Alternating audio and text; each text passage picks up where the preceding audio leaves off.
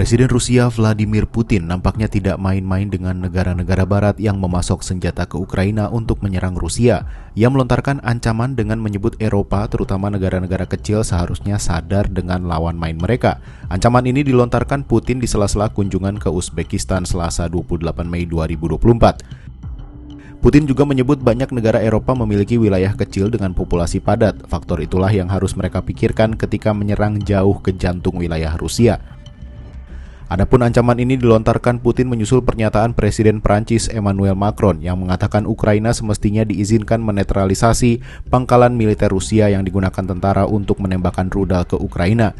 Selain itu, sejumlah negara anggota NATO termasuk Sekretaris Jenderal NATO Jens Stoltenberg menyerukan agar Ukraina diperbolehkan menggunakan senjata kiriman mereka untuk meningkatkan serangan di teritorial Rusia. Tak hanya mengancam, Putin juga meyakini bahwa para instruktur militer barat sudah berada di Ukraina dan beroperasi secara sembunyi-sembunyi sebagai tentara bayaran.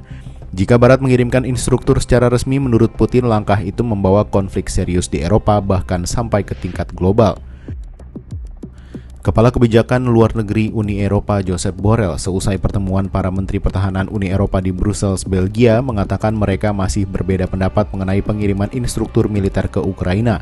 Jerman menentang langkah itu karena khawatir berpotensi menyeret mereka lebih dekat dalam konflik langsung dengan Rusia yang mempunyai senjata nuklir. Sementara itu, memasuki tahun ketiga perang, Presiden Ukraina Volodymyr Zelensky berkunjung ke 3 negara Uni Eropa bulan ini untuk menggalang dukungan. Zelensky menandatangani perjanjian bilateral bidang keamanan dengan Spanyol, Belgia, dan Portugal. Ukraina juga memohon lebih banyak senjata bagi pasukannya yang kalah, baik dalam jumlah personel maupun persenjataan.